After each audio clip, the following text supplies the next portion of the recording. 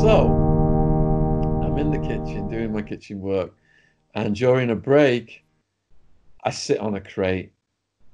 Now, a guy who has murdered two people in the prison system, Magpie, we'll call him, Hmm. comes up to me and says, "That's my seat, get off it." Right. Everyone looks. Remember when I told you the gang rules in part one? If someone calls you punk or hits you or anything, you must strike back, or else everyone's going to prey on you. So if I get off that seat now, I'm a punk. So this And was your I first time in that area, so you didn't know that that's where he typically sat or something, or what was that about? exactly. Okay. I didn't even know whether he was telling the truth. Right. You It was just just you just you just knew you couldn't follow his command. he was just trying to punk me out, and I could not follow his command. My decision criteria is this: do I want to have a problem with everybody on the yard by being a punk, or do I have a problem with one person, even though that person has murdered two people in prison? I think I would rather have a problem with one person, so stayed on the seat. So he starts kicking off. He's saying that he's going to come to my cell and shank me. I'm going to be his third victim. And I've got a workout partner at that time called Iron Man, who was trained, highly trained in martial arts. And you can't do martial arts in prison, it's illegal. So there was like a room on the end of a run on the upper tier where we could go and do yoga. And we were in there one night. He's teaching me martial arts. And there's a guard called the Bloodhound. He's called the Bloodhound because it was said he could smell hooch from 100 yards away. Yeah. So me and Iron Man are doing martial arts, and Iron Man says that Magpie's got a steel rod in his leg because he's been shot in prison by the guards.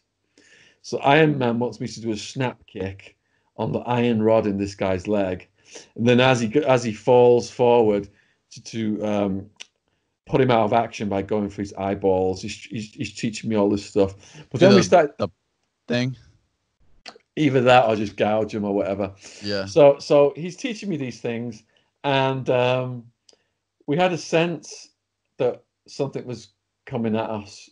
Someone was approaching, and we didn't know what it was. The Bloodhound. He was coming to bust us. If he catches us doing martial arts, we'll get a disciplinary ticket, a write-up. We'll lose our visit. We might get sent to lockdown, a prison within a prison.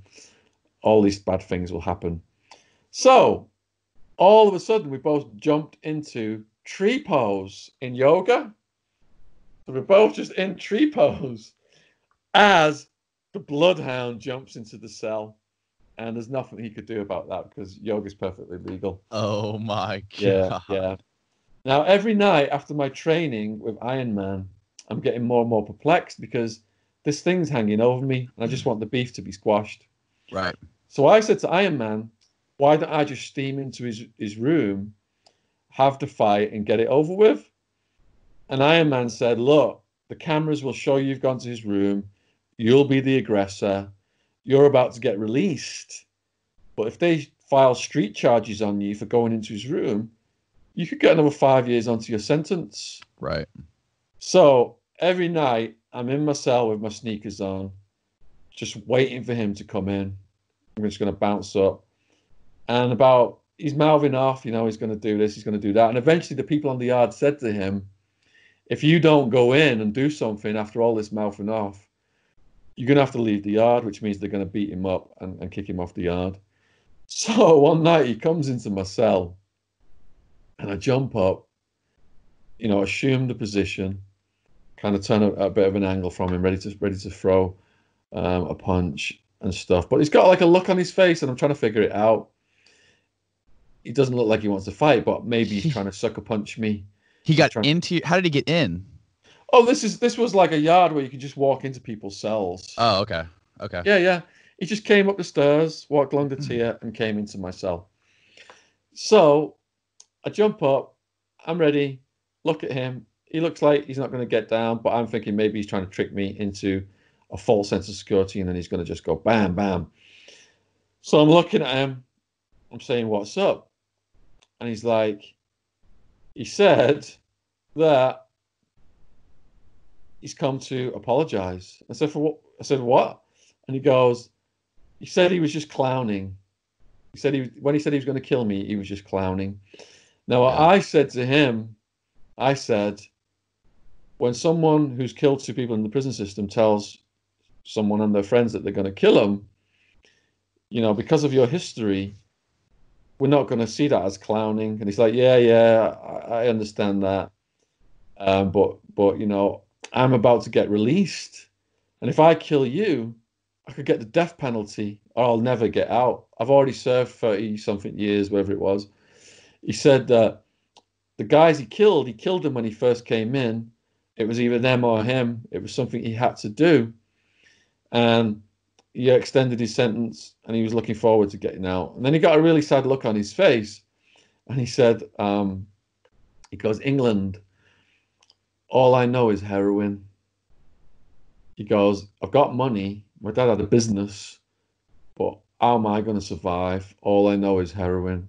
That's what, like I said, all the day revolved was getting the heroin and getting high on heroin to forget about the troubles.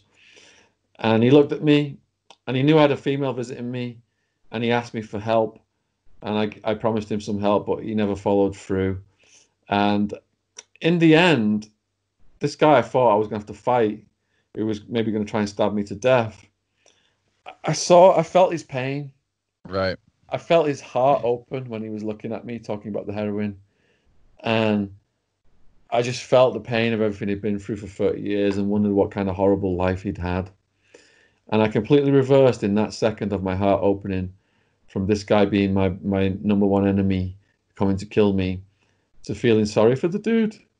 And that's what it's like. They've all got, even the most heinous criminals who do murders and stuff, they've all got, behind every big crime, there's a horrific story of child abuse. That's what I've learned, not just Right. from my prison experience, but I've done over 100 podcasts now on my channel, more than half of them gangsters and criminals, and a lot of them were abused as well. One guy, he went to his best friend's house. Best friend wasn't home. The dad said, come in, got him drunk, and raped him. And he went to prison for trying to kill that guy. And then Wow. when he got out of prison, he went straight to that guy's house and tried to kill him again. And then again, he kept doing it until he exploded and stabbed his friend and ended up in prison for that as well. So this is something that this abuse trajectory is something that if society wants to improve, we really need to start helping these young people who are suffering.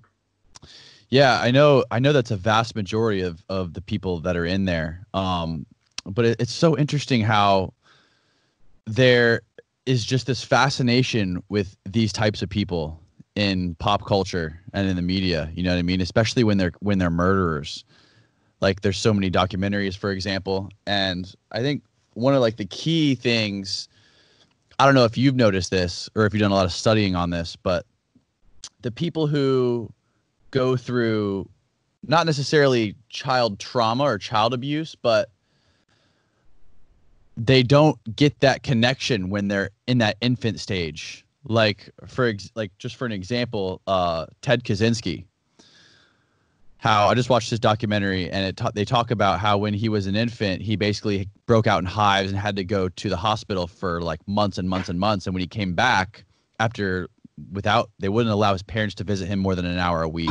And when he came back, he just was like gone. Like he was just like, he would stare off into space.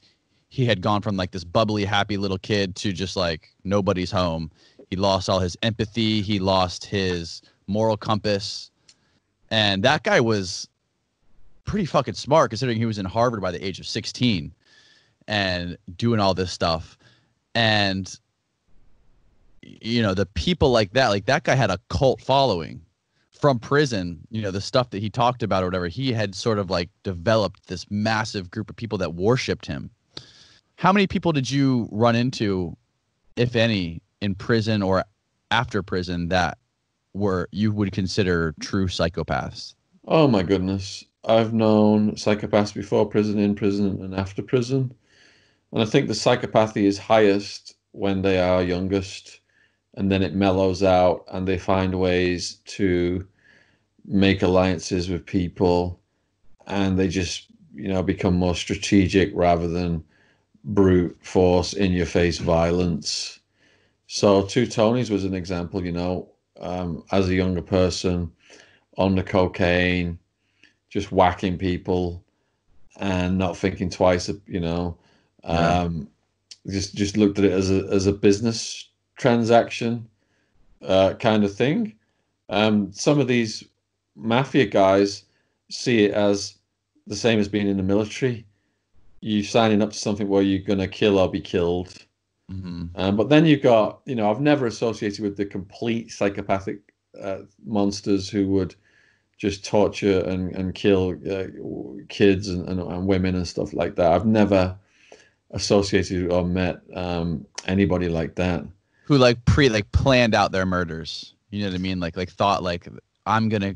They plan them out perfectly. Like this is gonna be the perfect person I'm gonna kill, and I'm gonna write a journal about every single kill. Like it's like this. Well, Two Tonys detailed all of his methods of killing and body disposal to me, and they're in his book, The Mafia Philosopher Two Tonys, which is on Amazon. And he would burn all of his clothes afterwards. They'd have plastic sheets. Mm, They'd get rid of the gun. It was all done rather meticulously, but he had problems getting rid of bodies because he whacked people from Arizona to Alaska, and in certain parts of the world, depending upon the temperature, the body will decompose and rot away. But the bodies in Alaska, they didn't. The birds didn't eat them. They were hoping the birds would eat one, and it didn't eat it, and it just remained in the cold temperature, and the cops found it. And Two Tonys said that, the various methods of body disposal. One was you dig a deep hole, bury the body, and then you put a dead animal over the body so many feet higher, because when the cadaver dog comes out, it'll hit on the animal, and then they'll stop digging to find the human corpse. mm. But even better, invest in funeral homes, which is what the Bonanno crime family did, who Two Tonys worked for. So Two Tonys came up under Charlie Batts Battaglia, who was a lieutenant for the Bonanno crime family. And Charlie Batts Battaglia had whacked people from coast to coast and got rid of bodies and was an expert and never been caught for any of that.